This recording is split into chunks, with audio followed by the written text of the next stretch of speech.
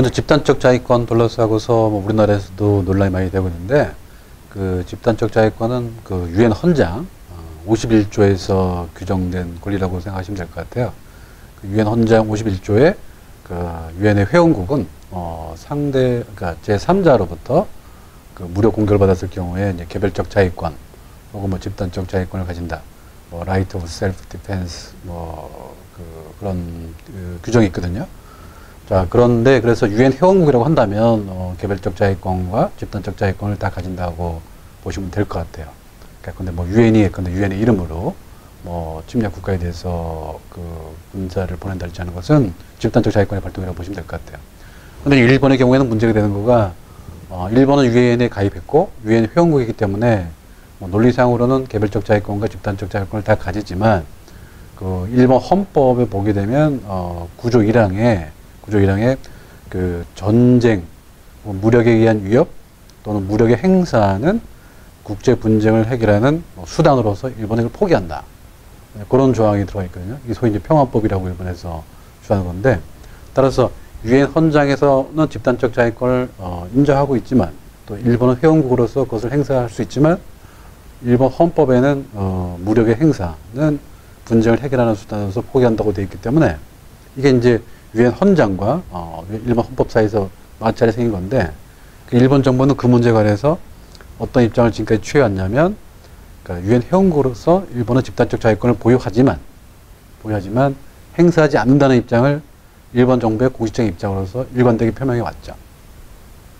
그런데 이제 아베 수상은 2006년도에 첫 번째 수상에 임기를 했었고, 뭐 이번 2012년 12월 달부터 제2기에 수상으로 다시 선출됐는데, 2006년도에도 그랬고 지금도 그렇고, 그러니까 일본은 주권 국가로서 집단적 자위권을 보유만 할 뿐만 아니라 행사를 해야 된다는 입장을 굉장히 그 지론으로 갖고 있어요. 갖고 있어서 2006년도에도 뭐 네 가지 유형에 나눠서 이러이러한 경우에는 그 일본이 그 집단적 자위권을 행사해야 된다. 예컨대 이제 미국이 미국의 어떤 함선이 공격받았달지, 아니면 미국으로 무슨 탄도미사일이 날아간달지, 뭐 그런 경우에 일본은 집단적 자위권을 행사해야 된다는 방향으로 정책을 추진하다가 아베 수상이 그 당시에는 그 병으로 조기 퇴진했기 때문에 이건 수포로 들어갔죠. 이번에 다시 수상이 되면서 이것을 보다 더 강력하고 체계적으로 다시 그 추진을 하려고 하는 것 같아요.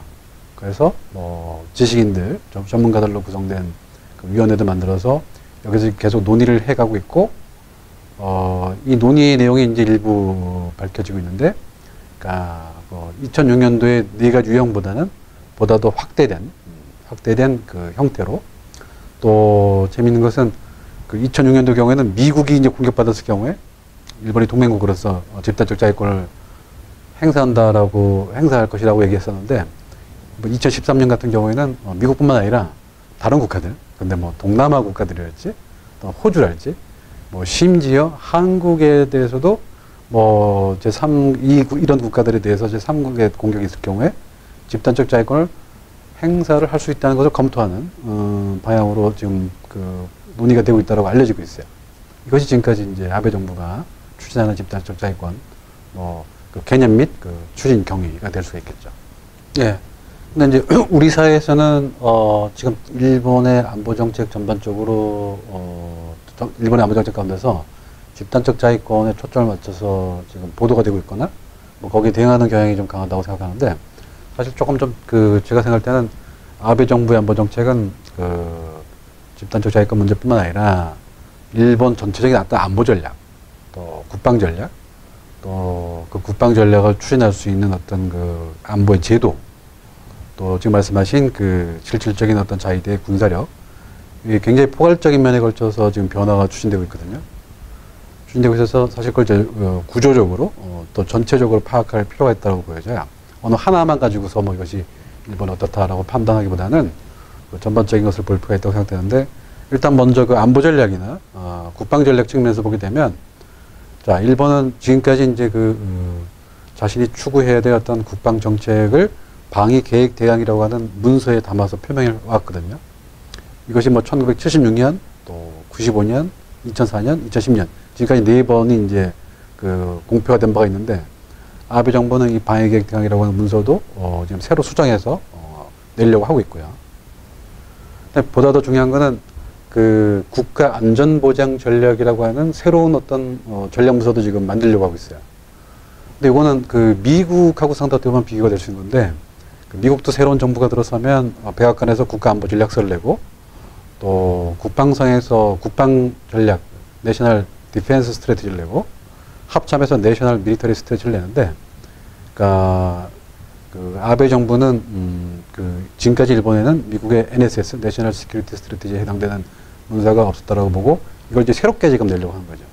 그래서 아마 그 국가안보 전략서, 그다음에 그 밑에 이제 방위계획 대강 이 위치하는 형태의 어떤 새로운 전략문서 체계를 지금 일본 정부가 만들려고 하는데, 이 재미있는 것은 그런 국가안보 전략 문서하고 방위계획 대강을 만들기 위한 전문가위원회를 조직했고, 그 전문가위원회가 지금까지 뭐 4번 정도 회의를 했는데, 그 회의록을 다 일본 수상관저 홈페이지에다가 공개를 하고 있어요. 공개를 하고 있고, 공개를 하면서 일본에서는 자, 우리는 이렇게 안보 정책이 투명성을 가지고 있다고 보여주는 건데, 근데 이제 그 문서들을 보게 되면 인상적인 것은 아베 정부가 소위 국제협조주의에 입각한 뭐 적극적 평화주의를 표방하겠다. 이게 이제 가장 대전제입니다. 그래서 국제협조주의에 입각한 적극적 평화주의. 그러면서 안보 정세를 분석하면서 이제 뭐 글로벌 질서에서 어떤 잠재적인 불안 요인과 또 아시아 태평양 지역에서 불안 요인을 얘기하고 있는데, 특히 이제 주목할 만한 것은 중국의 잠재적인 위협과 또 북한의 뭐 핵이나 탄도미사일 개발에 의한 위협 요인을 강조하면서 거기에 대응할 필요가 있다라고 얘기하는 점하고요. 그다음에 거기에 대응해서 일본 자신의 능력을 강화하고 또 미일 동맹을 강화하고 또 아시아 태평양 지역이나 글로벌 지역에서 어떤 그 협력 태세를 강화하면서 그런 위협 요인을 대처하겠다. 뭐 그런 것들이 전반적으로 그 아베 정부가 지금까지 논의되어 온 국가안보 전략서와 방위계획 대응의 어떤 기본적인 구조라고 보여져요. 그래서 이게 물론 이것이 아직 확정된 것은 아니고 올해 12월 달쯤에 최종적으로 공표가 되기 때문에 그 내용은 봐야 되겠지만, 전반적으로 그런 방향으로의 국가안보 전략을 새롭게 책정하고 있는 면이 이제 우리가 주목해야 될 첫 번째 점이고요. 그 다음에 이제 그 전략이 있다고 해서 되는 것이 아니라 실제로 그걸 이제 실행할 수 있는 그 제도가 필요한 건데, 우리는 예컨대 국가안보회의, 그전에는 NSC 같은 것들이 있었고, 미국도 NSC가 있지 않습니까? 국가안전보장회의. 근데 일본은 사실 그런 기능이, 수상관저에서, 뭐, 기능이 부분적으로 있었지만 종합적인 어떤 제도가 없었는데, 아베 정부는 그 국가안전보장회의라고 하는 기구를 지금 새롭게 만들려고 하고 있고, 그리고, 우리로 말하면 뭐 국정원이라고 할까요? 또 미국으로 말하면 CIA 같은 그 국가 단위의 정보기관이 사실 일본에는 없었거든요. 뭐 경찰, 또 외무성, 방위성 각각 정보부서가 있었는데, 그걸 통합한 뭐 내각 정보국이라고 하는 부서도 지금 새롭게 만들려고 하고 있고, 또 이제 우리 말하면 이제 무기를 획득하는 전담 부서, 방위사업청이죠. 근데 일본은 이제 그런 기능이 중앙부처 차원에서 없었는데, 뭐 장비청이라고 하는 부서도 만들어서 무기 어떤 소요제기나 또 획득이나 이런 것들을 전담하는 부서도 만들려고 하고 있습니다. 그래서 기존의 어떤 안보 관련 제도를 대폭 좀 보완하는, 개편하는 그런 움직임도 우리가 봐야 될 것이고요. 그 다음에 이제 실질적으로 이제 구체적으로 그러면 육해공 자위대가 있고, 그다음에 그걸 통할하는 이제 통합 막류관부라고 하는 것이 일본의 또 자위대의 군 조직인데, 이건 어떻게 되냐면 조금 더 이제 각 육상자위대나 뭐 해상자위대나 항공자위대에 이미 이제 가지고 있는 전력 수준은 재래식 전력만 따져봤을 때 상당한 수준이라고 평가가 됩니다. 그래서 뭐 저뿐만 아니라 영미권의 연구자들도 일본 해상자위대는 해군이죠. 뭐 세계에서 미국 다음에 뭐 영국과 버금가는 능력을 가지고 있다라고 평가를 보통 하고 있고, 항공자위대도 세계 4위권 전력을 가지고 있다라고 평가하고 있는데, 거기에 대해서 이제 아베 정부는 해병대 기능을 지금 가지려고 하고 있어요. 해병대 기능. 근데 이게 딱 굉장히 이건 좀 주의 깊게 봐야 될 텐데, 해병대는 사실은 이제 적의 도서에 상륙을 해서 작전을 수행하는 부대이기 때문에 공격용 기능을 사실 수행하는 부대이고, 미국 해병대도 상당히 어떻게 보면 전쟁 나면 처음 들어가는 부대가 해병대 아닙니까? 그래서 일본에서는 사실 해병대, 그러니까 군국주 시대 때는 해병대 있었죠. 육전대랄지, 뭐 해군 육전대랄지 뭐 있었는데 그 전후 일본에서는 해병대를 가는 것이 이제 공격적인 그 부대라고 봐서 해병대 말 자체 하는 것을 좀 터부시하는데 지금 아베 정부는 소위 그 잠재적인 위협에 대응하기 위해서 뭐 제가 볼 때 뭐 중국이랄지 대응하기 위해서 해병대적인 기능을 갖는 것이 필요하다고 보고 있고 그 이미 이제 그 작년도 말에 편성된 예산과 또 내년도에 어떤 책정될 예산에서 그 수륙 양용 차량을 구입하는 그런 조치를 취했습니다. 그래서 뭐 해상자위대나 뭐 항공자위대의 기존의 어떤 재래식 전력도 강하지만 추가적으로 해병대적인 어떤 그런 기능도 갖게 될 걸로 보여집니다. 뭐 이런 것들을 전반적으로 봐야 될 필요가 있다고 저는 생각하고 있어요. 그럼 이제 우리 언론에서 또 우리 사회나 언론에서는 일본의 어떤 여러 가지 군사 제도나 또 어떤 그 군사 전략이나 또 군 전략과 전력에 대해서 뭐 상당히 주의를 기울이고 있고 또 우려를 하는 것은 뭐 일본이 그 군국주의 침략을 자행했던 장본이기 때문에 그런 역사적 배경에서 주의를 기울이고 있는데 이제 그러니까 왜 1930년대에 뭐 일본이 군국주의로 갔는가? 그래서 어떤 당시 조선뿐만 아니라 또 아시아 국가들에서 침략을 했는가를 이렇게 면밀하게 분석해 보면 저는 한 뭐 대여섯 가지 정도, 뭐 너댓 가지 정도의 요인이 있다고 생각하거든요. 첫 번째는 그 메이지 헌법 하에서 천황에 의한 통수대권의 구조가 있는데 다시 말해서 이제 군부가 천황에게 직접 전략이랄지 그런 것들에 대해서 허가를 받고 이제 직접 뭐 어떤 작전한다 할까 또 대외 군사 정책한다 할까 이제 그런 구조가 있었는데 군부의 영향력이 너무 커지면서 그러니까 뭐 총리 대신까지 결국 뭐 현역 대장 출신이 직접 그 총리 대신 차지하면서 군부가 정치의 실권을 장악하게 됐다는 점이 일단 군국주의하게 됐던 첫 번째 요인이라고 생각되고요. 거기에다가 아까 말씀드린 천황의 통수대권 구조화에 의해서 군부가 천황을 업고서 아주 그 팽창적이고 공세적인 정책을 했다는 점도 이제 들 수가 있고요. 그 다음에 이제 그 전전 시대에는 그러니까 제국주의 시대 때 일본 군부가 이제 소위 그 미리터리 플랜, 오퍼레이션 플랜 같은 것들을 만들었었는데 그걸 이제 제국 국방방침이라고 합니다만은 그 제국 국방방침을 분석해 보면 굉장히 뭐랄까 미국이랄까 러시아 같은 나라들을 가상적으로 설정하면서 중국 같은 나라들을 그런 나라들에 대해서 선제 공격의 군사 독트린을 명확하게 표명했었거든요. 그러니까 만약에 어떤 분쟁이 벌어지면 뭐 일본 당시 제국 육군과 제국 해군이 먼저 공격한다. 어딜 먼저 신다. 굉장히 구체적인 어떤 선제 공격의 독트린을 가지고 있었고요. 선제 공격의 독트린을 이해하기 위해서 제국 육군과 해군에서 정말 그러한 기능을 수행할 수 있는 그 장비들, 가령 뭐 해군 같은 경우는 뭐 64,000톤급에 달하는 뭐 대천함 건설이랄지, 또 악하기 같은 항모 건설이랄지, 기노감대 건설이랄지, 아니면 이제 뭐 제로 전투기 같은 거랄지, 그런 어떤 전략들을 하면서 굉장히 군비 증강을 했고, 그리고 더 중요한 것은 일본도 당시 뭐 1920년대 만들어졌던 국제연맹 회원국이었습니다만은 또 1921년, 22년도에 체결되었던 워싱턴 군축조약 당사국이었습니다만은 1930년대에 일본이 국제연맹에서 이탈하고 또 워싱턴 군축조약, 런던 군축조약에서 이탈하지 않습니까? 그러니까 국제의 어떤 규범이랄까? 국제기구에서 이탈하면서 요새 말로 말하면 거의 불량 국가가 된 건데 이러한 요인들이 그 군국주의로 가게 됐던 뭐 내적인 또는 외적인 요인들이라고 저는 생각해요. 근데 그런 것에 비춰보면 현대 일본에서 우리가 봐야 될 것은 그러니까 과연 이제 군사 정책 혹은 뭐 군사 정책을 중시하는 정치 세력들이 그러니까 팽창적인 군사 정책, 호전적인 군사 정책을 주장하는 정치 세력들이 과연 일본 내부에 있는가? 또 그런 팽창적인 정치 세력들과 군 세력들이 군사 독트린을 공격적으로 가져가는 것인가?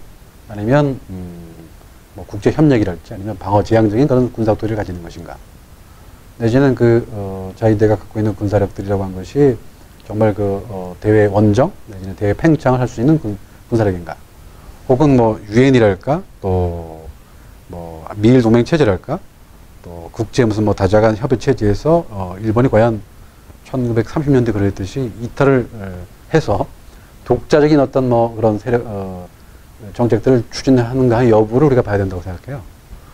근데 그런 관점에서 보게 되면 지금 일본은 뭐 미일 동맹 아직까지 견제하고 있고 또 유엔 어떤 규범들 그래서 아직은 뭐 잘 준수하고 있다고 보여지고 그 밖에 이제 자기들의 재래식 군사력은 뭐 무시할 수 없는 수준이지만 그냥 핵전력이랄지 또 공격용 무기라고 볼 수 있는 뭐 항공모함이랄지 또는 뭐 전략폭격기랄지 뭐 그런 정말 그 원거리 투사가 가능한 직접적인 어떤 수단들의 보유는 스스로 지금 제한하고 있기 때문에 그런 것들은 우리가 좀 신중하게 보면서 일본이 예컨대 뭐 궁극주의 간다랄지 그렇게 얘기하는 것은 약간 좀 저희도 좀 자제할 필요가 있지 않는가 뭐 저는 그렇게 생각하고 있습니다. 일단 그 아베 정부가 추진하는 전반적인 안보 정책에 대해서 안보 정책은 지금 미중 간의 관계에서 형성되는 그 질서 속에서 좀 볼 필요가 있다고 생각되는데 사실 미국은 뭐 이라크나 아프간에서의 대테러 전쟁이 끝나면서 리밸런싱 정책 또는 피보트 아시아 중시 정책을 전개하면서 뭐 경우에 따라서 뭐 중국의 군사적 그 팽창을 좀 견제하는 그런 어떤 정책을 취하고 있다고 보여집니다. 중국은 예컨대 이제 국력 상승에 따라서 뭐 제1도련이랄지 제2도련 손으로 이제 그 활동 반경을 좀 확대하는 그런 정책을 펼치고 있다고 생각되는데 기본적으로 미국은 일본의 어떤 아베 정부의 이런 그 안보 정책의 변화에 대해서 뭐랄까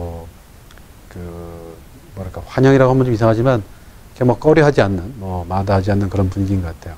그 지난번 10월 3일 날 2+2 그 미국의 어떤 케리 국무하고 또 헤이글 국방장관이 와서 일본 측의 카운터파트들과 회담 갖고 집단적 자위권이랄지 또 일본의 안보 정책 변화에 대해서 뭐 긍정적으로 평가한다 뭐 그런 공동 성명을 내지 않았습니까?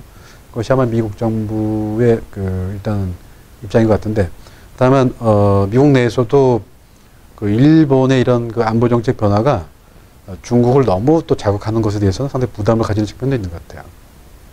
그 스타인버거 전 국무부 장관이 이제 아사히 신문하고 인터뷰했는데 뭐 일본의 안보 정책 변화를 전반적으로 환영하지만 이것이 너무 중국을 자극하는 방향으로 가는 것에 대해서는 좀 신중을 기해주면 좋겠다 뭐 그런 입장을 표명을 한 바도 있는데 이것이 아마 오바마 정부에서 했던 그 생각인 것 같고요.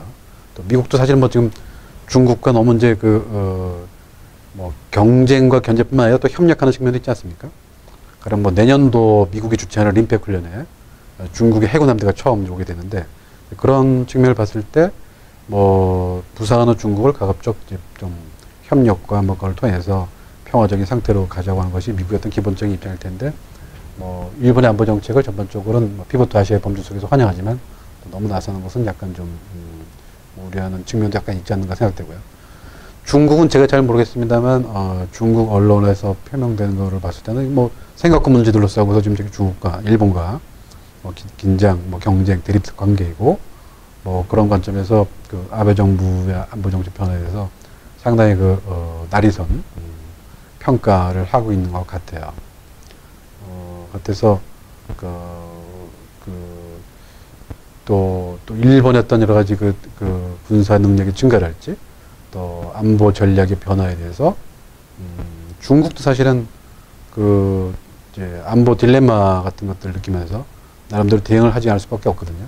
그리고 중국 해군력의 증강이랄지 또 국가 해양국 체제의 강화랄지 또 공군력의 증가랄지 또 일본이 갖지 못한 뭐 탄도미사일이랄까 제2포병의 전력 증강이랄지 뭐 그런 것들을 중국도 이제 그 취하지 않을 수가 없을 텐데 대응 조치로서 그렇게 되면 사실은 뭐 동아시아의 어떤 안보 질서랄까 또 한반도에서는 상당히 부담이 가는 측면이라고 볼 수가 있죠.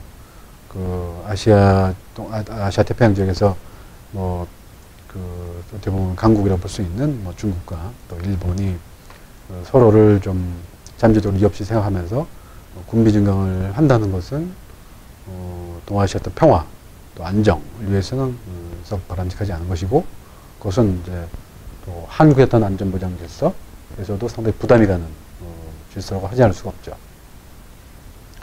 그 먼저 그 집단적 자위권에 대해서 우리 정부가 사실은 나름대로 지금 조치를 취하고 있죠. 김장수 안보실장께서 미국 방문하셔서 집단적 자위권이 일본이 만약에 행사한다 하더라도 한국의 영해 또 영토 내에 대한 행사는 이제 한국 정부에 허가 없이는 안 된다. 그런 입장을 밝혔죠. 이거는 뭐 좀 전에 말씀하신 것처럼 1998년 일본이 주변사태법이라고 한 것을 제정했을 때도 당시 한국 정부가 밝혔던 입장인데 아마 국민들이 이번에 집단적 자위권 논란 속에서 뭐 일본의 자위대가 이제 한반도 유사시에 뭐 직접 주한미군이랄까 주일미군을 지원하기 위해서 이제 한국에 개입하는 사태가 올 수 있지 않느냐 그런 어떤 의구심을 사실 상당히 가진 것이 사실이기 때문에 뭐 정부로서도 종전의 어떤 원칙이랄까 그런 것들을 다시 한번 이제 확인했다라고 생각됩니다. 뭐 저도 이렇게 이것은 뭐 적절한 조치였다고 생각되고요. 그리고 다만 이제 집단적 자위권뿐만 아니라 일본의 안보 정책이 전반적으로 이제 변하고 있기 때문에 거기에 대해서 이제 한국이 어떻게 대응해야 될 것인가 하는 건데 그러니까 일본 안보 정책 변화를 이제 어떻게 봐야 될 것인가 하는 문제부터 우리가 좀 봐야 될 것 같아요. 그러니까 지금 뭐 일부 언론이랄까 또 사회에서는 일본이 뭐 군사 대국화, 더 나아가서 뭐 군국주의화, 어떤 입장에서 일본의 안보 정책을 보고 있는데, 뭐 저는 그렇게 생각하지 않고, 그러니까 일본이 사실은 뭐 2차 대전 뭐 직후였던 그런 국제적 지위보다는 지금 상당히 뭐 경제적인 위상에서도 올라가 있고, 또 그걸 바탕으로 해서 국제사에서 역할을 좀 더 많이 하겠다는 건데, 아마 지금의 어떤 독일이나 이태리 같이 2차 대전의 전범 국가들도 나토 속에서 나토라는 동맹 체제 하에서 미국이 수행하는 어떤 전쟁을 좀 서포트하면서 뭐 또 국제 무슨 평화 유지 활동이랄지 그런 데다가 독일군 또 이태리군도 들어가지 않습니까? 막 그런 정도의 어떤 지위를 일본이 지금 하려고 하는 것 같다라고 저는 보고 있어요. 보고 있는데 아베 수상도 뭐 포린 어페어스하고 최근 인터뷰에서 뭐 그런 어떤 희망이랄까 그걸 아주 명확히 밝힌 바가 있는데 자 그럼 과연 이제 그렇게 가는 일본에 대해서 우리가 어떻게 대응해 갈까 하는 건데 사실 지금 한일 관계가 상당히 어떻게 보면 좋지 않지 않습니까? 뭐 일본 측의 계속적인 어떤 강요들의 역사적인 역사의 문제에 대한 망언이랄지 또 독도 문제, 영토 문제에 대한 어떤 일본 정부의 뭐 무리한 주장 때문에 한일 관계가 뭐 최악이라고 말해도 뭐 과언이 아닐 정도로 나빠졌습니다. 이런 상태에서 참 우리 정부가 이제 정상회담이랄까 또 강력급 회담도 갖고 있지 않은데 저는 오히려 이런 속에서 서로 간의 어떤 불안 요인을 좀 잠재우고 또 최소한아마 뭐 신뢰 구축을 유지하기 위해서 어떤 다각적인 대화의 채널은 좀 열어놓는 것이 좋지 않겠는가 생각됩니다. 그러니까 일본의 어떤 안보 정책의 진위를 묻기 위해서라도 내지는 뭐 일본이 취하고 있는 여러 가지 안보 정책에 대해서 국민들이 갖고 있는 의구심을 좀 불식시키기 위해서라도 뭐 한일 간에 다양한 채널에서 대화 채널을 가동하면서 일본과 어떻게 보면 좀 어떤 정보를 서로 뭐 나누고 그런 정도의 노력은 좀 계속하는 것이 필요하다고 생각되고요. 다만 이제 지금 일본에서는 사실 이제 중국을 위협시하고 또 북한을 위협시하면서 지금 일본 정부가 지금 추진하고 있는 새로운 국가안보 전략서랄지 또 방위계획 대항에서 한국과의 안보 협력을 상당히 또 강조하고 있거든요. 새로운 국가안보 전략서 초안에는 북한이랄까 중국의 어떤 잠재적 위협에 대해서 호주 및 한국과의 양자간 안보 협력을 강화된다고 하면서 뭐 작년도에 약간 좀 무산됐습니다만은 한국과하고는 뭐 정보보호협정이랄까 또 군수지원협정도 다시 재체결해야 된다 이런 어떤 것들이 표명됐어요. 물론 이제 마지막 문안에는 어떻게 이것이 이제 살아남아 있을지 아니면 뭐 사라질지 모르겠습니다만 일본 아베 정부는 우리가 생각하는 것과는 역으로 상당히 한국과의 안보 협력을 강하게 지금 표방하고 있는데 저 개인적으로는 또 하지만 이제 외교 정책이라는 것은 뭐 정부의 어떤 생각뿐만 아니라 뭐 국민들 여론이랄지 뭐 그런 것들 봐야 되니까 뭐 일본 정부가 요청하는 것처럼 뭐 정보보호협정이나 군수지원협정 같은 거의 체결은 좀 신중을 좀 기해야 된다고 생각하고요. 뭐 지금 상태에서는 한일 관계 여러 가지 상황 면에서 악화됐기 때문에 최소한 대화 채널을 가동하면서 더 이상 악화되지 않도록 하면서 일본 정부가 좀 우리가 너무 불안하는 방향으로 가지 않도록 그렇게 하는 것이 일단은 적절하다고 생각되고요. 중장기적으로는 사실은 일본과 지금, 의 어떤 다각적인 어떤 일본을 포함한 다재간 레벨에서의 어떤 안보 협력이랄까, 신뢰 구축의 노력들을 저희가 주도를 해야 된다고 생각합니다. 한미일 안보 협력체 말씀하셨는데, 사실은 이제 북한에 의한 어떤 불안한 사태 발생할 때, 물론 한미 동맹이 축이 돼서 대응하겠지만, 이 한미 동맹이 원활하게 가동되기 위해서는 또 미일 동맹의 어떤 지원, 미일 동맹의 어떤 후방에서 서포트, 불가결하거든요. 그럼 당장 이제 한미 동맹이 원활하게 하기 위해서 소위 유엔사 후방 기지라고 하는 것이 다 일본 쪽에 7개 기지가 있지 않습니까? 한미 동맹이 원활하게 되기 위해서는 일본 쪽에 있는 여러 가지 해군 기지랄지 공군 기지들의 활용이 불가피한데, 그런 것들을 원활하게 활용하기 위해서는 역시 한미 안보협력의 어떤 프레임워크, 이것이 계속 보완돼야 된다. 그러니까 북한에 대한 어떤 억제력을 강화하기 위해서라도 하기 때문에 중장기적으로는 지금도 계속 그렇게 하고 있습니다만은 한미일 간의 어떤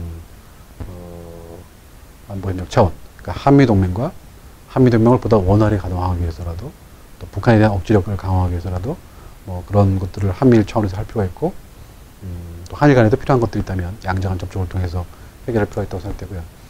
또 한편으로는 지금 일본과 중국 간의 어떤 잠재적인 어떤 군비 경쟁 가능성이 있기 때문에 우리가 동아시아의 어떤 다자간 안보 협의 또는 동아시아의 다자간 신뢰 구축을 위해서 조금 더 적극적인 노력을 해야 될 필요가 있다고 생각돼요. 이걸 그냥 방치할 경우에는 우리가 원하지 않는 동아시아 지역의 질서 불안정을 할 수 있기 때문에 기존의 다자간 채널을 좀 최대한 활용해서 우리가 좀 지역 질서의 어떤 순화 또는 좀 안정을 회복할 수 있는 그런 어느 이니셔티브를 좀 취하는 것이 좋지 않겠나 싶습니다. 그런 점에서 이제 한중일 정상회담, 또 한중일 협력사무국, 이런 것은 굉장히 좋은 채널이 될 수 있거든요. 그래서 한중일 정상회담이랄까, 또 한중일 강요회담 같은 걸 통해서 일본과 중국의 어떤 경쟁과 대립을 좀 완화시킬 수 있는 이니셔티브를 좀 적극적으로 발신해야 될 것 같고요. 그런 점에서 이번에 올해 안에 우리가 원래 한중일 정상회담을 주착이 되어 있었습니다만은 결과적으로 무산될 것 같은데 안타까운 현실이라고 생각합니다. 또 나아가서는 지금 ARF, 아시안 지역 포럼 27개국 정도가 참가하는 다자간 협의 기구가 있습니다만은 그런 것에서도 이렇게 우리가 좀 적극적인 어떤 정책 어젠다를 제시하면서 일본과 중국이 아시아 태평양 지역에서 너무 긴장이 고조되지 않도록 좀 이니셔티브를 취하는 것이 좋지 않겠는가. 박근혜 정부도 한반도 신뢰 프로세스뿐만 아니라 동북아 평화협력 구상을 밝히셨는데, 한중일 정상회담, 한중 협력 사무국을 활성화시키는 것하고, 그 다음에 ARF나 아세안 플러스 3, 또 경우에 따라서는 육자회담 같은 동북아 다자간 협의체에서 일본과 중국을 화해로 끌 수 있는 이니셔티브를 취하는 것이 박근혜 정부가 표방하는 동북아 평화협력 구상, 직결되는 굉장히 중요한 과제라고 저는 생각하고 있습니다.